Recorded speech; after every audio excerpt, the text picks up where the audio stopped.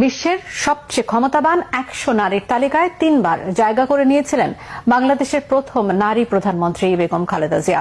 Desk রিপোর্টে আরো জানাচ্ছেন হিজল জুবায়ের। 1991 সালে বাংলাদেশের প্রথম নারী প্রধানমন্ত্রী হয়ে ইতিহাস গড়েছিলেন বেগম খালেদা জিয়া। শুধু তাই নয়, মুসলিম সংখ্যাগরিষ্ঠ কোন দেশের নেতৃত্ব দানকারী দ্বিতীয় নারী হিসেবেও ইতিহাসে স্থান করে নেন তিনি। মাইলফলক এসব অর্জন কেবল দেশের রাজনীতিতেই নয়, আন্তর্জাতিক অঙ্গনেও খালেদা জিয়ার একটি শক্তিশালী ভাবমূর্তি গড়ে দেয়। এক মুসলিম সংখ্যাগরিষ্ঠ দেশের নির্বাচিত নারী রাষ্ট্রপ্রধান হিসেবে তার উত্থান গুরুত্বপূর্ণ আলোচনার জন্ম দেয় বিশ্ব গণমাধ্যম ও কূটনৈতিক মহলে। তিনি প্রধানমন্ত্রী হিসেবে দায়িত্ব গ্রহণ করলে দক্ষিণ এশিয়ায় সূচিত হয় নারী নেতৃত্ব ও ক্ষমতায়নের এক নতুন অধ্যায়। প্রথম মেয়াদে প্রধানমন্ত্রী হওয়ার পর থেকেই আঞ্চলিক ও আন্তর্জাতিক রাজনীতিতে দৃশ্যমান হতে শুরু করে তার প্রভাব। সংসদীয় গণতন্ত্র পুনঃপ্রতিষ্ঠার মাধ্যমে বাংলাদেশের প্রশাসনিক কাঠামোকে একটি স্থিতিশীল পথে ফেরান তিনি, যা বৈশ্বিক মহলে ইতিবাচকভাবে বিবেচিত হয়। শিক্ষা বিস্তারে বিশেষ করে মেয়েদের জন্য যেসব উদ্যোগ তিনি গ্রহণ করেন, যেমন মেয়েদের শিক্ষাবৃত্তি, ফ্রি প্রাইমারি শিক্ষা এবং গ্রামীণ অঞ্চলে শিক্ষার প্রসার, তা আন্তর্জাতিক উন্নয়ন সংস্থাগুলোর ভূয়সী প্রশংসা অর্জন করে। 1992 সালে তিনি হোয়াইট হাউসে যান এবং তৎকালীন মার্কিন প্রেসিডেন্ট জর্জ H.W. বুশের সঙ্গে সাক্ষাৎ করেন। বৈঠকে গঙ্গার পানি বন্টন সমস্যা, রোহিঙ্গা শরণার্থী সংকট ও বাংলাদেশে দুর্যোগ মোকাবেলা সহ বিভিন্ন ইস্যুতে আলোচনা হয়। 1993 সালে ঢাকায় সার্ক সম্মেলনের আয়োজন করে খালেদা জিয়া দক্ষিণ এশীয় আঞ্চলিক সহযোগিতা সংস্থা সার্ককে পুনরুজ্জীবিত করেন। তার সরকার আঞ্চলিক সহযোগিতাকে বিশেষ গুরুত্ব দেয় এবং তিনি সংস্থাটির চেয়ারপারসন হিসেবে দায়িত্ব পালন করেন। খালেদা জিয়ার নেতৃত্বেই বাংলাদেশ জাতিসংঘের আন্তর্জাতিক শান্তিরক্ষা কার্যক্রমে আরো বিস্তৃতভাবে অংশগ্রহণ শুরু করে, যার ধারাবাহিকতায় বিশ্বের অন্যতম প্রধান শান্তিরক্ষী বাহিনী প্রদানকারী দেশ হিসেবে প্রতিষ্ঠিত হয় বাংলাদেশ।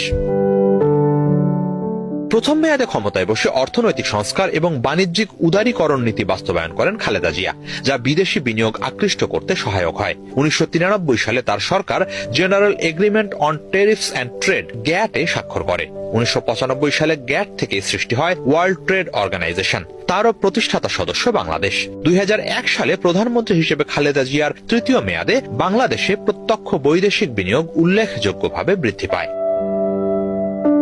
ক্ষমতায় থাকাকালে দেশের স্বার্থকে প্রাধান্য দিয়ে ভারত ও চীন সহ আঞ্চলিকভাবে প্রধান শক্তিধর দেশগুলোর সঙ্গে সম্পর্ক উন্নয়নে বিশেষ নীতি গ্রহণ করেন খালেদা জিয়া।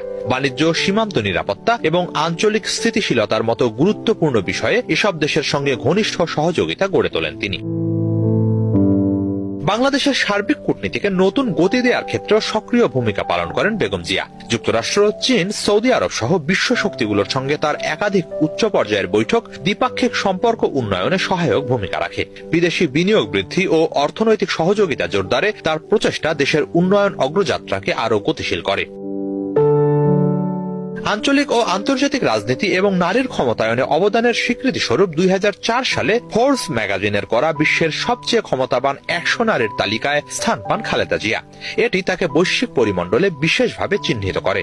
আন্তর্জাতিক বিশ্লেষকদের মতে তার এই অর্জন শুধু রাজনৈতিক ক্ষমতার প্রতিফলন নয়, বরং দক্ষিণ এশিয়ার নারী নেতৃত্বকে বিশ্ব মানচিত্রে দৃশ্যমান করার একটি বড় মাইলফলক। এছাড়া আন্তর্জাতিক পরিসরে গণতন্ত্র ও মানবাধিকারের পক্ষে তার অবস্থান বিভিন্ন মহলে স্বীকৃত হয়। বাংলাদেশে গণতন্ত্র প্রতিষ্ঠা ও স্বৈরাচার বিরোধী আন্দোলনে তার ভূমিকার স্বীকৃতি স্বরূপ 2011 সালে নিউ জার্সি অঙ্গরাজ্যের সেনেট তাকে ফাইটার ফর ডেমোক্রেসি উপাধিতে সম্মানিত করে। এসবের বাইরেও আন্তর্জাতিক বিভিন্ন সিভিল সোসাইটি বাংলাদেশের গণতান্ত্রিক অভিযাত্রায় তার লড়াইকে পুরস্কার ও সম্মাননার মাধ্যমে স্বীকৃতি দিয়েছে। সব মিলিয়ে নারী নেতৃত্ব ও সক্ষমতার এক উজ্জ্বল দৃষ্টান্ত বেগম খালেদা জিয়া। নেতৃত্ব, কূটনৈতিক সক্রিয়তা এবং উন্নয়নমুখী দৃষ্টিভঙ্গি বরাবরই আন্তর্জাতিক পরিমণ্ডলে তাকে বিশেষ মর্যাদা দিয়েছে।